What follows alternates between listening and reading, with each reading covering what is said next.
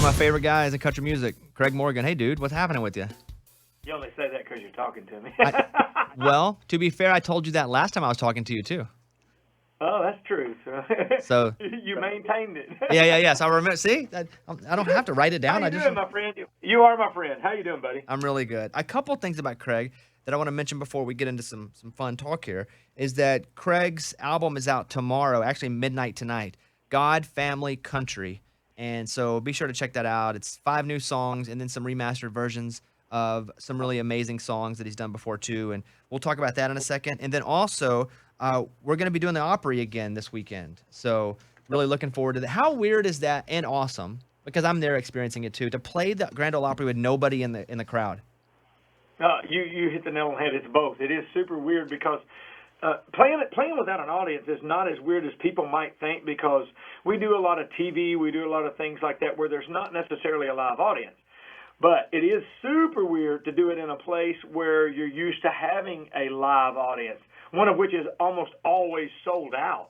So it's a little weird to be at the Ryman Auditorium or at the Opry House doing a show without a live audience, just because of where we're at. If you want to check it out, and Craig will be part of it, and so will Stephen Curtis Chapman, who I love, and Kelly Pickler. You can follow the Opry on Facebook or Circle Network, but that'll be Saturday.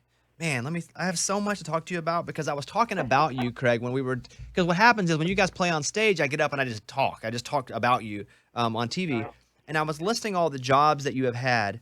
And a couple of the things, the question that I wrote down to ask you was, because you worked as an EMT and as a Walmart assistant dairy manager, which one of those was the hardest? Oh, the dairy manager for sure, especially if it was going to rain. What does the rain have to do with anything? Kind of like COVID and toilet paper, man. When it rains, people buy up eggs and milk and bread. Oh, so like storms. When a storm's coming, they want to make sure they have everything. Yeah, as a dairy manager, you become a weatherman. I'm not making it up. I don't know why people buy perishable items when the electricity goes out. It's funny that you mentioned that you become a weatherman, because here's, when you talk about that and you go, I worked dairy, had to watch the weather. When I was doing golf course maintenance, dude, I knew every dew point, precipitation area. I knew all the colors of the map, because I had to predict what was going to happen, like people working, people on the golf course, if I was going to work. Like, you're so right about that. Yet you learn this because it just makes your life easier. That's right.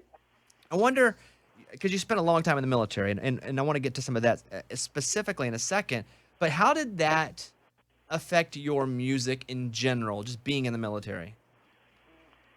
I think like anything else we do in life, whatever it is we're doing affects our thought process, the way we think about things, the way we look at things. The military is just it's more of a magnifying glass of the way we do things because of the issues that you're placed in, the environment. Everything is hypersensitive compared to normal civilian life.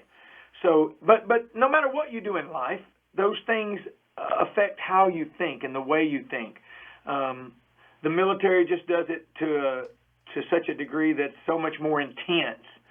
And a lot of that has to do with the environment. A lot of times we're placed in places that are so much different than the place that we grew up. Other countries, you develop a sense of gratitude and a sense of humility, I think, that it's hard to grasp or gather in a normal environment. Craig spent 17 years serving our country. We're on with Craig Morgan right now, including 10 and a half on active duty in the U.S. Army, serving in the 101st and 82nd Airborne Divisions, and 6.5 years in the Army Reserves. And Craig, I was looking at some of the places that you were stationed. A lot of these places I've been able to go to, not like you, but be able to tour and help. But Fort Bragg, Fort Benning, Fort Campbell, Fort Knox, Panama, Korea, Fort Steele, Oklahoma. I look at all this and I wonder, as you're going to all these places, do you literally take a guitar with you? Like, is that what you're doing on base in your downtime, if you have any?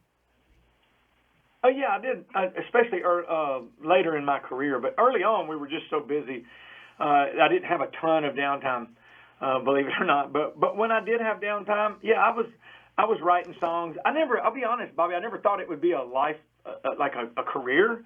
It was just always something I did for fun. I just enjoyed writing songs. Enjoy sitting around playing music for the guys and with the guys sometimes. Yeah, looking back, I really attribute the fact that I'm here today to people that I served with, because they were the ones that really encouraged me to leave the military and pursue the music. Craig Morgan is on. His record comes out at midnight tonight. So tomorrow, when you wake your butt up, you'll be able to hear this. I want to play, because you played this at the Opry a couple weeks ago. You did Soldier, which is a Gavin DeGraw song, which I know Gavin. I'm friends with Gavin, love Gavin. Before you comment on this, I'd like to play a little bit of Soldier. Here it is. When you get worried, I'll be your soldier. Funny when times get hard, at the last moment when you're supposed to charge. Always on the longest yard. Oh, they feel the feet getting cold. So what about this song, Craig, inspired you to cover it? Well, when I'm making a new record, I have a list of three things that are important to me when I'm recording a song. One is I feel like I only want to record material that I think radio could play. Not that they necessarily will, but I want, if they hear it, I want them to have the mindset that they hear a song and like it and go, I could play this on the radio and it would work with our listeners. Two, it needs to be a song that I can deliver. Delivering a Gavin DeGraw song was one of the more extremes because Gavin's such a great singer and it's such a different song than I'm normally doing. But I felt like I could. And thirdly, it needs to be something that the fans would enjoy, that would inspire them to buy the records and come to the shows, and that I like singing as well. So this song met all of that. And on top of that, I felt like every line in this song truly encompassed the character of a service member. Mm. Track 7, which I want to bring up, which is That's What I Love About Sunday, which we all love. And I mean, I don't know if that's a song that people sing back to you the loudest or not. That's probably the one I would sing back to you the loudest if I was at your show. But it says you remastered it. Can you explain to me and our audience what that means when you remaster a song? Yeah, so when we record the music, everything is recorded, it's mixed, and then we master them equally. So we might mix the guitar on this song a little louder and the guitar on this song a little louder and vice versa, fiddle and so on, and all the instruments that way. So when we master it, what we do is we bring them all to a point to where the song isn't so different that you think you're listening to a different record. That's What I Love About Sunday was recorded in 2005. So we've done a lot of things different musically with the new song. So when we remaster, we kind of mix things a little closer to where it's not a real shock when it transitions from song to song. That's a pretty good explanation. I just learned a little something there, too. Dang. Craig Morgan's on with us right now. I do want to mention, too, that, some of these songs, like he mentioned, you've heard before, but they've changed up. Talk about the song, My Father, the Father, My Son, and the Holy Ghost. I've listened to it, on my iPhone. I've heard you perform it live. A song that was, probably so hard to write and perform. When you sing this song, does it flash back into your head every time? Yeah, it hurts. It's the most difficult song I've ever written. I wrote this by myself. I say that. I tell people God wrote this song. He just used me and the pen and paper that I had in my hand. I cried for 4 hours while I wrote this song. Still to this day, it's very difficult for me to sing. But I do it because I know. I don't just believe it now. God has shown me it, and I know.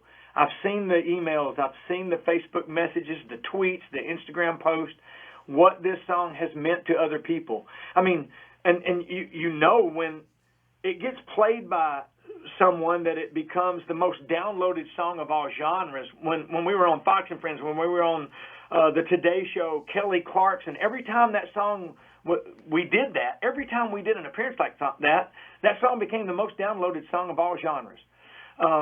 You know that when that happens, it's impacting people's lives, and that's important, and that's why I do it. That's why I sing through the pain.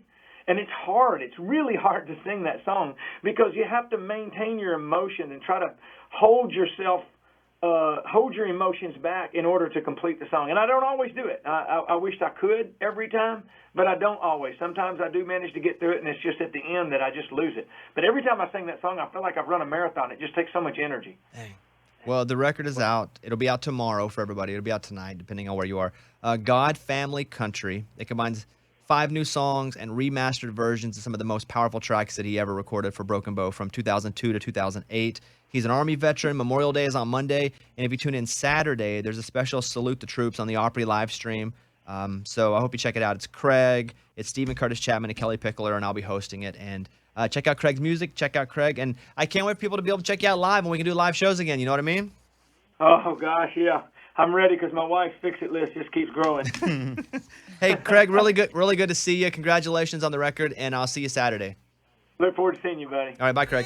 It's about